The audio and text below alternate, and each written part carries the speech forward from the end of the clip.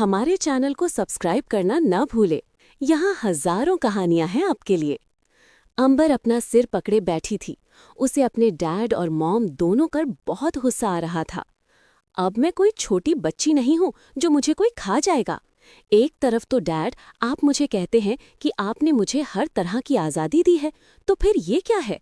उसने अपने गुस्से से अपने डैड को देखा। बेटा, मैं तो किसी बात के खिलाफ हूं ही नहीं। अगर तुम्हारा कोई बॉयफ्रेंड है तो बता दो। अगर तुम उसके साथ रहना चाहती हो तो रह सकती हो, हमें कोई प्रॉब्लम नहीं है।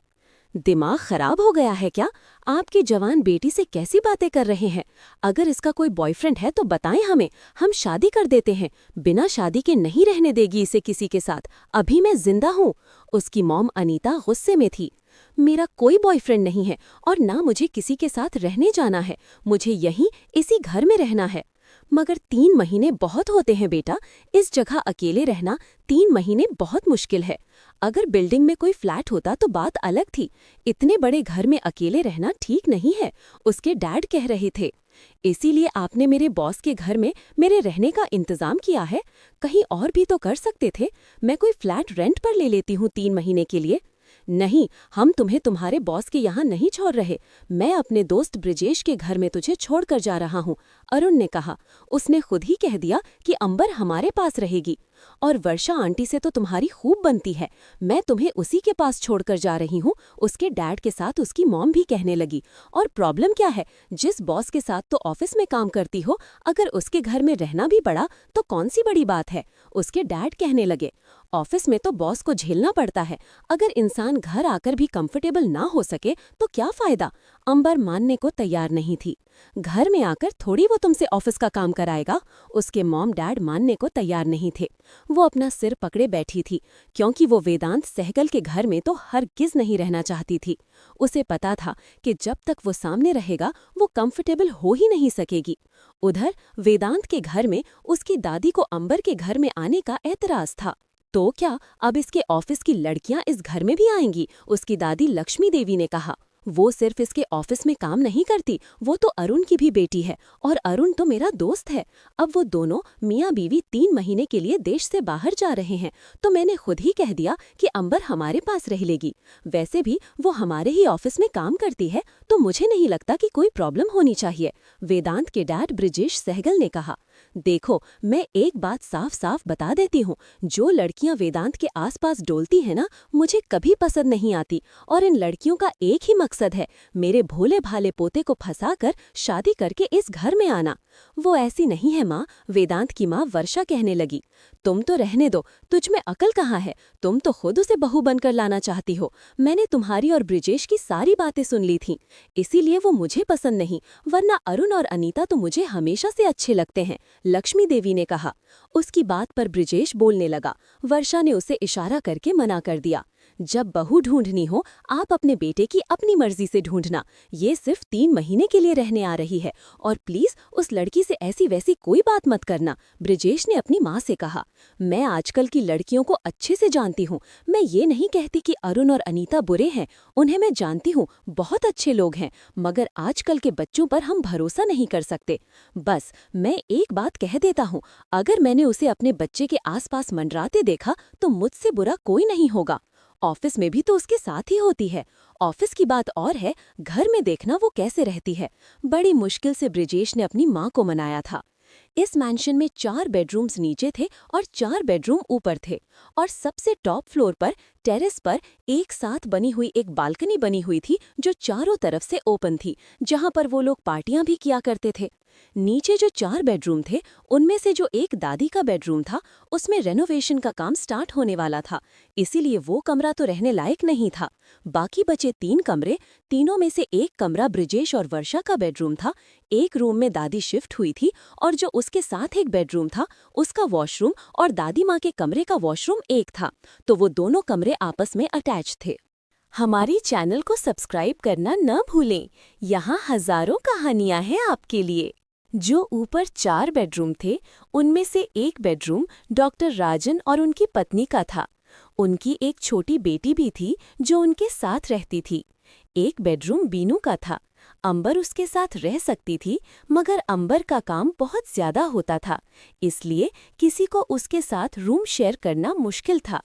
एक कमरा वेदांत का था, जो इस मेंशन का सबसे खूबसूरत कमरा था, और इसके साथ ही एक छोटा बेडरूम भी था।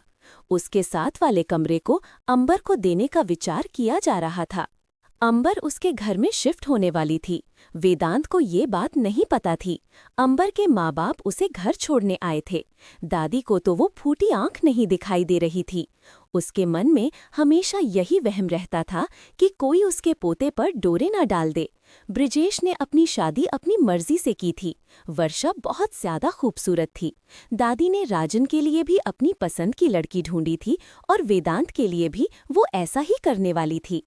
आप बिल्कुल फिक्र मत करो, वर्षा अनीता और अरुण से कहने लगी, ये हमारे साथ बिल्कुल घर जैसा फील करेगी। वो लोग उसे छोड़कर जा चुके थे। उन्हें वहां से सीधा एयरपोर्ट जाना था। उनके जाते ही वर्षा ने अंबर को वेदांत के साथ वाला कमरा दिखा दिया। बेटा, ये तुम्हारा कमरा है, मगर हाँ, आज तो हम दोनों सहेलियां साथ में रहेंगी।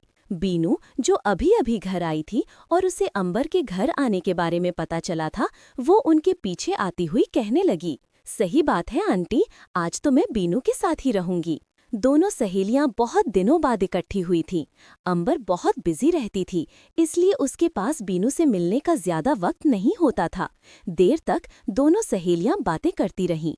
वेदांत अभी तक इस बात से अनजान था कि अंबर उसके घर में शिफ्ट हो चुकी है। अगले दिन संडे था।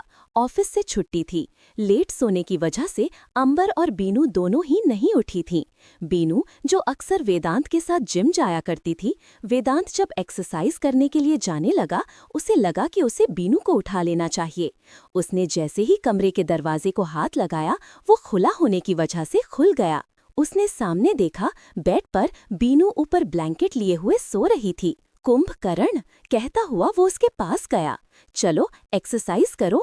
मगर बीनू नहीं उठी। अब वेदांत के मन में शरारत आ गई। वो खींचकर उसकी ब्लैंकेट उतार देता है। वेदांत की इस हरकत से अंबर की आंख खुल जाती है। वो घबराकर जल्दी से उठकर बैठ गई। उसे समझ नहीं आया था कि क्या हुआ। मिस सक्सेना, आप यहाँ? वेदांत ने उसे हैरानी से देखकर कहा।